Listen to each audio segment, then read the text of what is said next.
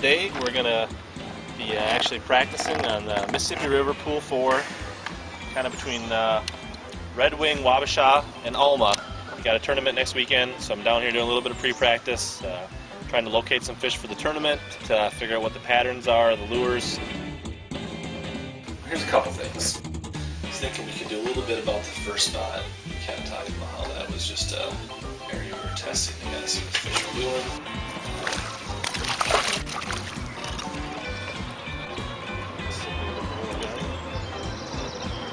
You've got a pretty good memory of how everything panned out.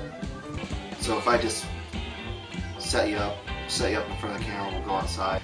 I'm gonna let these people walk. These slow walkers. Stage fright, I'm not used to talking. Unless I have a fish going. Last time I was down here for the last tournament, I caught most of my fish flipping shallow wood. So we'll do a little bit of that right away just to kind of see if there's still some fish hanging around on the shallow wood. Even though this first spot wasn't a place I really planned to fish during the tournament, it gave me the confidence in a few baits and also gave me confidence that there's probably some fish still hanging around the wood in other areas that I actually fished during the tournament. So we got one little fish right where we started, just flipping the soft plastic bait in some shallow grass and wood. It's been a month since I've been on the river, so hoping to find some more eelgrass and possibly some pads. Trying to find some good quality fish. Probably not quite a keeper. Might be right at 14 inches. Not really what we're looking for, but we're going to let him go. Just had a little bite there. I'm kind of thinking that the fish are going to be kind of moving more to look for more grass and vegetation. I think the fish are going to be much further along in the post spawn. So I'm hoping to find, and I think the last time the vegetation wasn't really up, so we're going to go back in some of the backwater cuts that have a little bit of current and look for some eelgrass. It usually grows in a couple feet of water, as well as to see if any pads have really started to emerge in their traditional area. Kind of hit the back end of this pocket. Now what we're going to do is we're going to take a little Texas rig, that's where we get some local color. Creature bait. There it is. Catch that. Get broke last night. Hell yeah! It was a Friday, wasn't it? It can always be a real fun deal or interesting when you can kind of run into some people on the lake or on the shore. Airplane. It kind of adds flavor to the day when you can run into some of the people that live around the lake or hanging around the shore, and they can account for some interesting encounters. Ben, how are you? Catching the feel? Any words of wisdom?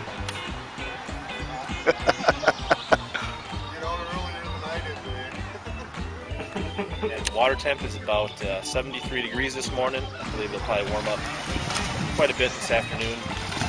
As soon as that jig hit the water, this fish was on. It's not real big, but I'd say where there's smoke, there's fire. It's pretty clear skies. I don't know if there's going to be any clouds rolling in the afternoon, but at this point, I think we're going to have bluebird conditions for most of the day.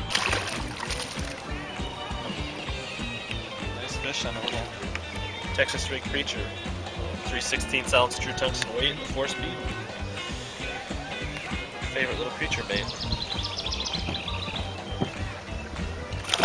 Usually the bite's a little better when you have clouds, but you never know what you're going to get on tournament day, so it's good to practice in all conditions.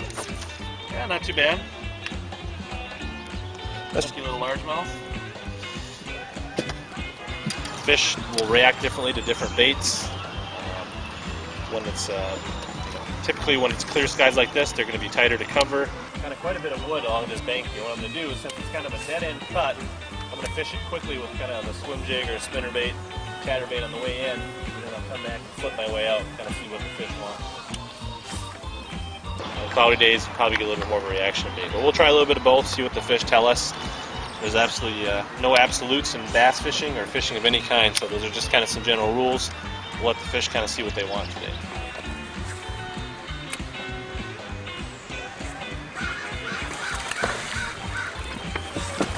Nice.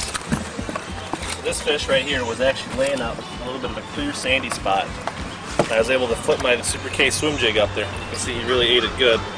As soon as, after a few cranks of the reel, he jumped on it and actually saw him swirl and make a run for it. So I'm going to throw him back. That's how we do.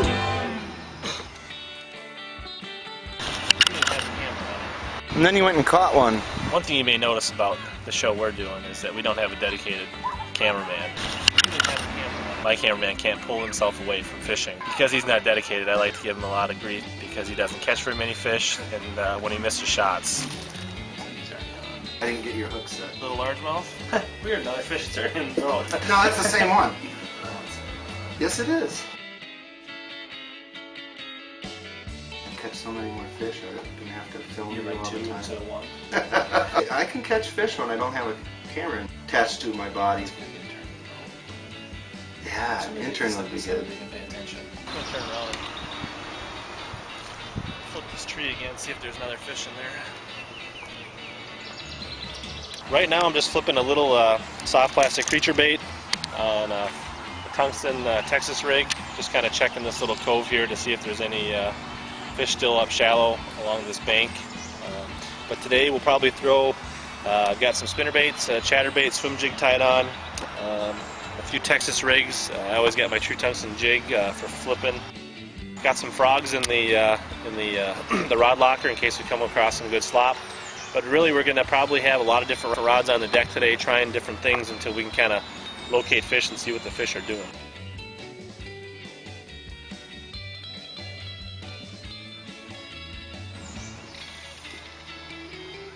So there, I mean, that's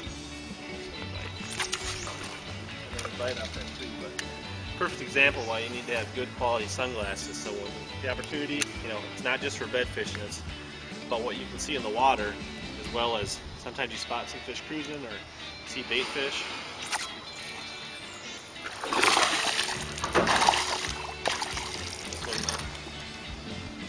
Tip my jig.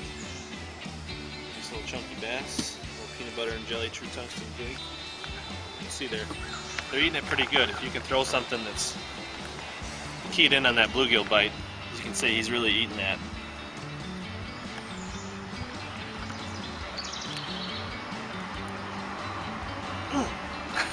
Really ate it. I've got to correct the record on something. We don't have a dedicated cameraman. Not dedicated. Is the parrot gonna make the final cut? Parrot is making the final cut. It's a good look. Should go button that one up. He needs a gold chain though.